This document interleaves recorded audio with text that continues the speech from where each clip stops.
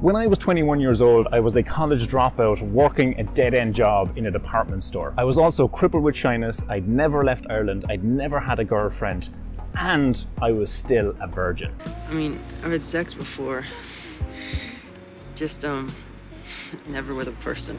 If you had met me then, you would have pegged me as a very passive person, someone who just let life happen to him. I wasn't naturally assertive, I wasn't one of those natural-born entrepreneur types, I didn't have any social skills, and I wasn't super smart. I was a bit of a loser, let's be honest. Over the years though, I've managed to shape myself into the kind of person that my 21-year-old self would struggle to recognize. Nowadays, I've been running my own business for 7 years, regularly doing work I love. I've visited something like 50 countries all around the world. I'm very comfortable in social situations, even in rooms where I know nobody and don't even speak the language. I've been dating the woman of my dreams for 10 months, and someday soon I fully expect to lose my virginity. Take me to Pleasure Town.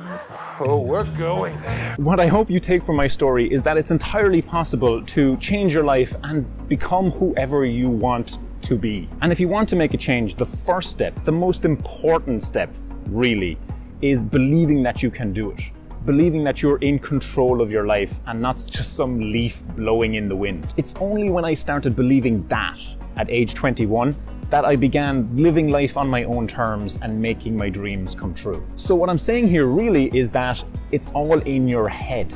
Or at least that's where it starts. I read a fascinating article in The Economist recently related to this. Researchers ran a 30-month experiment comparing people who received psychological training, like setting goals, dealing with feedback, facing setbacks, versus business training. So accounting, finances, marketing, HR, that kind of thing. And the result basically was the people who got the psychological training did way better than the people who got the business training. And the conclusion in the article you can see there, budding entrepreneurs might want to avoid the business shelves and make for the psychology section. Speaking of bookshelves, when I think about which books have had the biggest positive influence on me psychologically over the years, two in particular come to mind. The first was Feel the Fear and Do It Anyway. I first read this in my early 20s and it completely shifted my thinking. Growing up, I'd always operated with the idea that fear or anxiety was a sign that I was going the wrong way, that I should stop and turn back, find an easier path,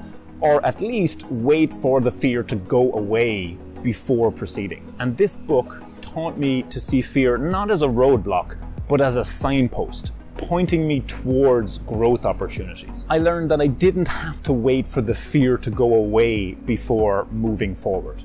I could feel it, accept it, and keep going. There's a quote from Joseph Campbell that sums this up nicely. "The cave you fear to enter holds the treasure you seek." The second book that had a huge positive influence on me psychologically was The 4-Hour Workweek. Now there's plenty to criticize in this book, but before I read it back in 2008, I was still operating with the typical employee, tell me what to do and I'll do it mindset. After reading it, I began for the first time to see the world through entrepreneurial eyes. And suddenly there were opportunities everywhere and everything seemed negotiable. But probably the biggest belief that this book instilled in me was this: if something was possible for someone else, if there were people already out there doing it, then it was also possible for me. I just had to adopt the correct mindset and the correct habits, think and act that way consistently, and I'd eventually get there too. These and other mindset shifts have made such a big difference in my life that I dedicate a whole module and 12 lessons to the topic of mindset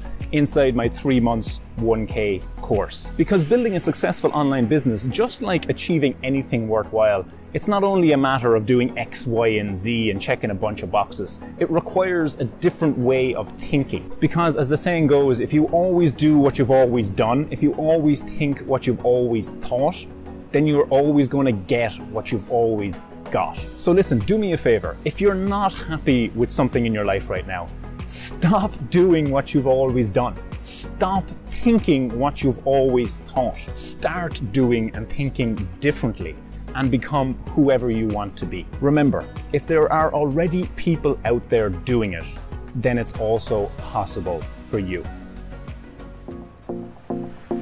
So many years has gone by, but I think about you all the time.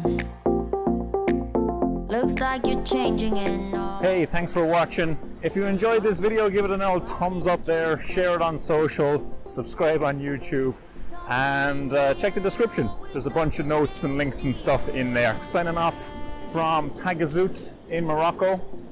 See you in the next video.